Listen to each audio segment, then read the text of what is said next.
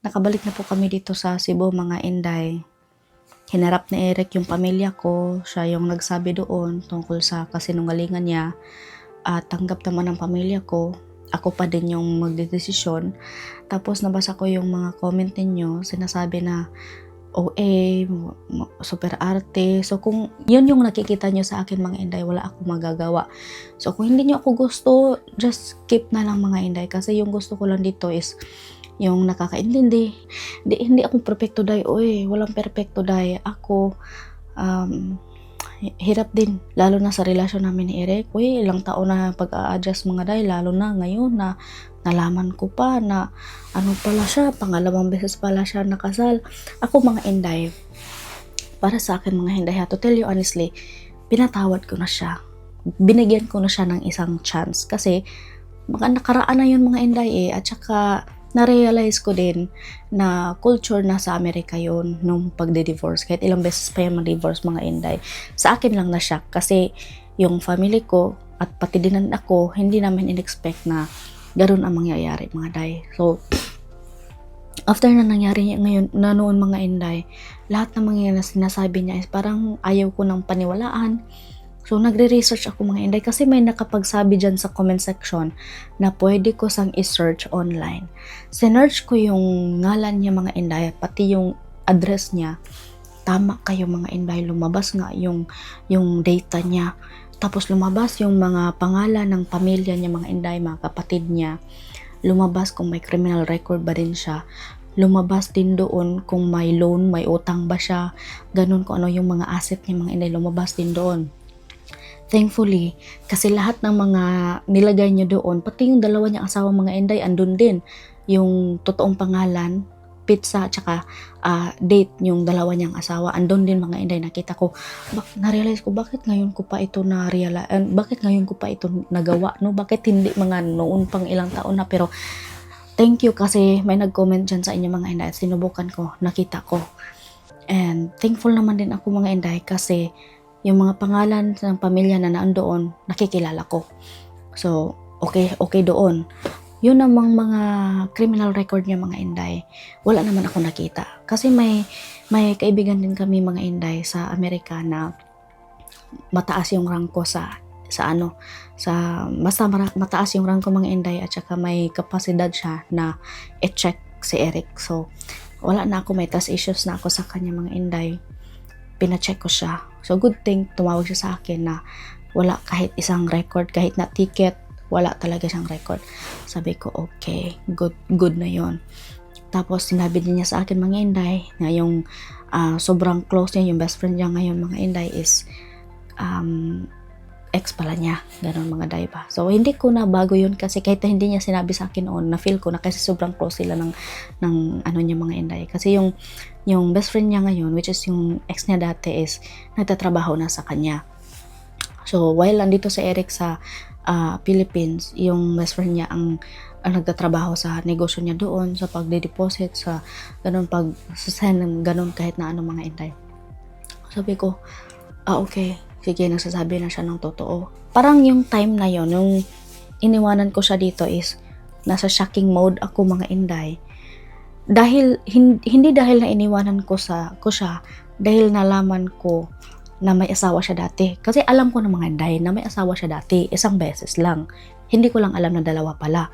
Pero yung kinakagulat ko at kinakagalit ko sa kanya, bakit niya nilihim? Kasi all the time, mga Inday, hindi lang pang 50 times, 100 times, tinatanong ko siya kung may tinatago pa ba siya. Pero yung sagot niya, sabi niya, wala. Pero makikita ko sa mukha at sa mata niya, mga Inday, na may tinatago siya. Pero sige, naniwala ako eh. Tiwala ko, mga Inday eh. So, dun ako na parang nasaktan dahil ako very, very open ako sa kanya for all those years. So, kahit ano yung mga problema namin, may mga nagsasabi nga dyan, mga Inday, na dumaan daw yung video ko sa wall nila, problematic. An ilang years na, ngayon, problematic pa din.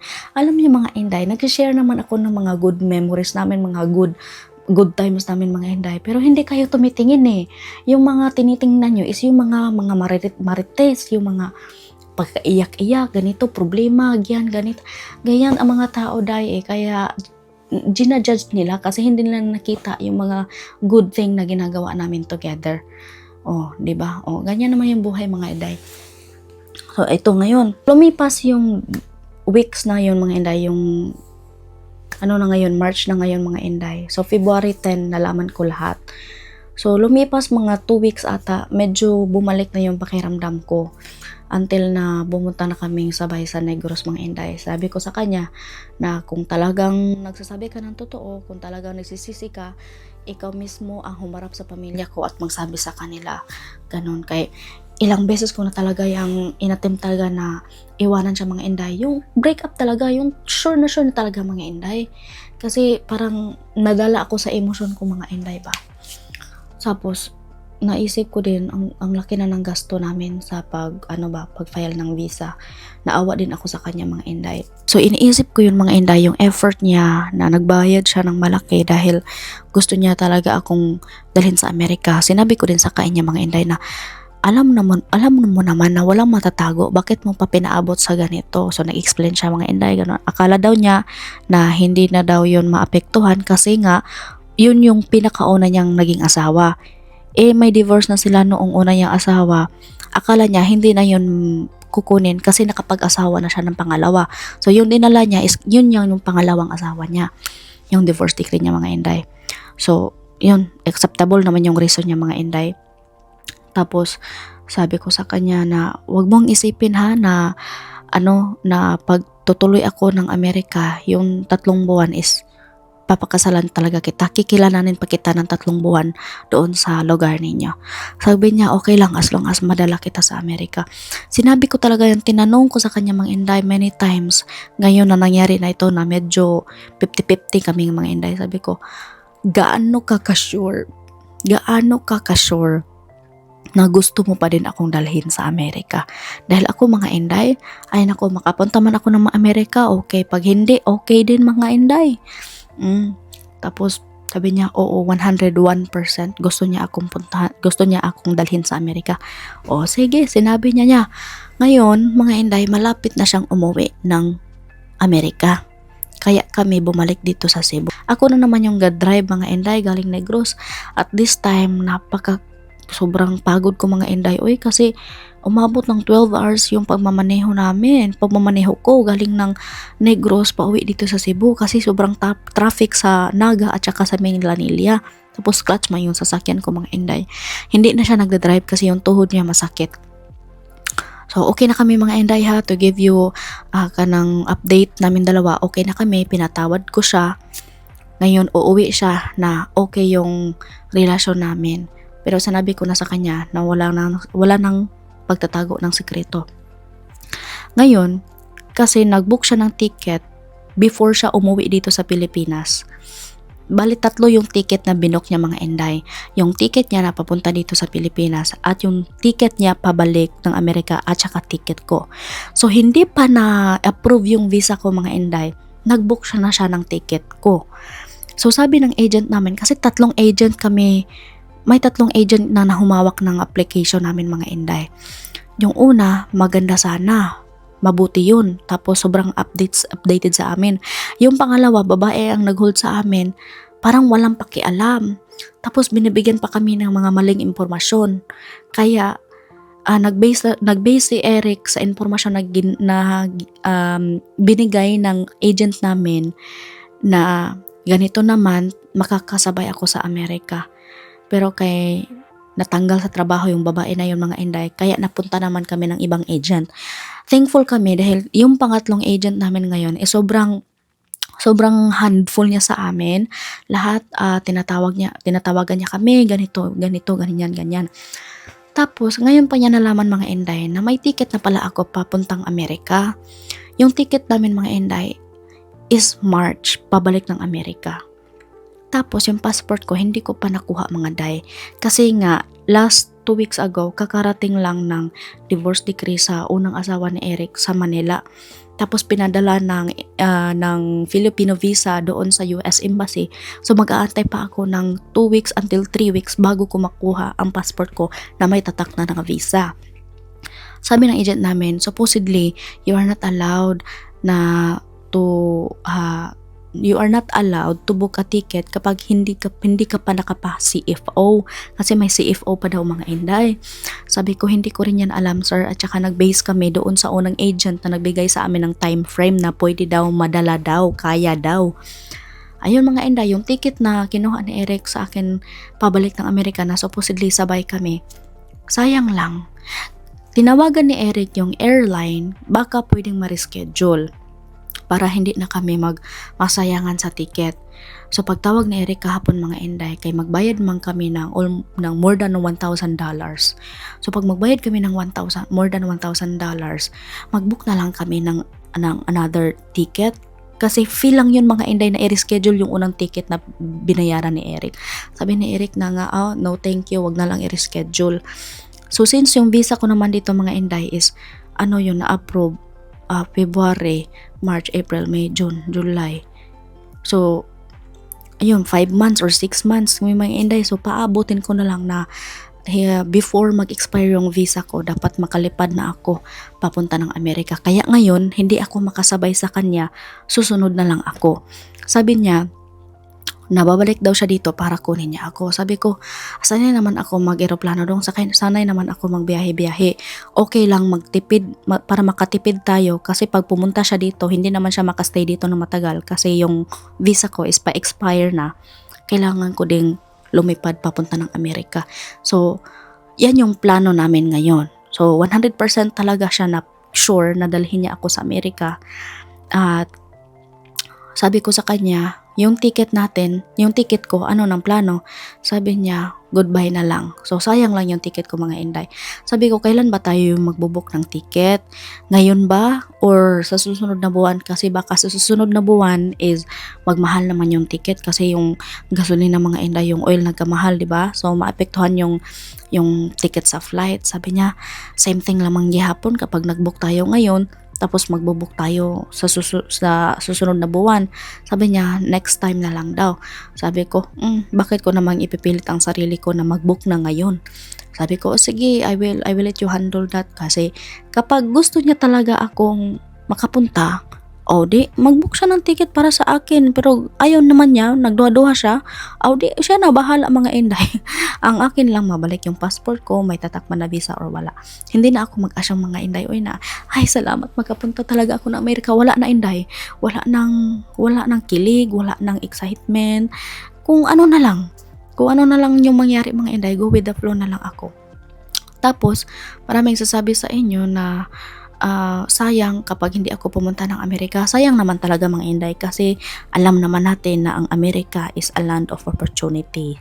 Pero sa akin mga inday, may maraming mga oportunidad naman kung saan tayo naroon. Pero I will get this na lang jud mga inday as opportunity kasi maraming mga tao na gustong pumunta ng Amerika pero walang naglisod ba kanang nahihirapan. So pupunta pa rin ako doon mga inday.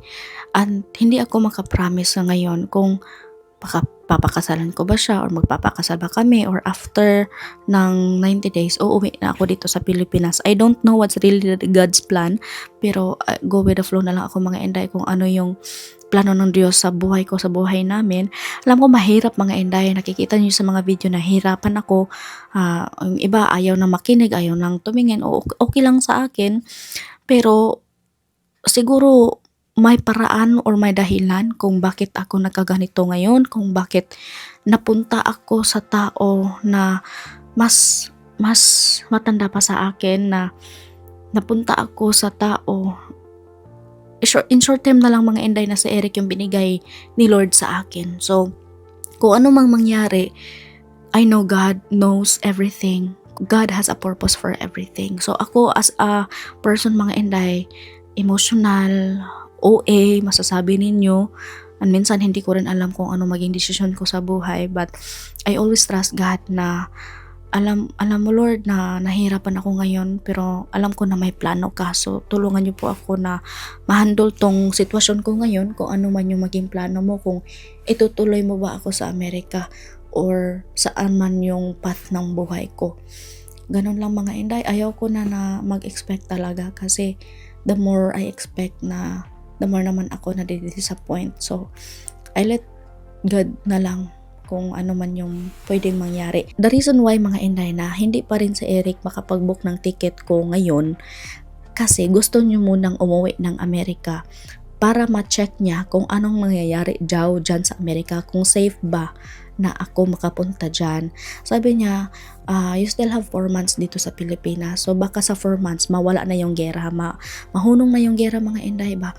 Titingnan niya muna kung gaano ka safety or ano yung kahimtang dyan sa Amerika bago ako pumunta mga inday. So yun yung sinabi sa akin ni Eric.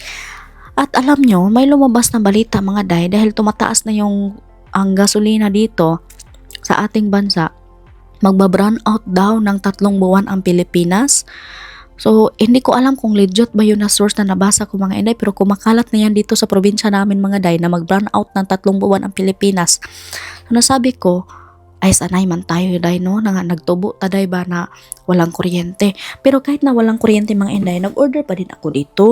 Iniisip ko do mga inday ba na kapag mag-brown out, okay lang kasi may mga suga man tayo, may mga kandila, lamparilla. Pero, yung iniisip ko mga inday, gusto kong bumili ng solar na pwede sa cellphone. So, ito yung nabili ko mga inday.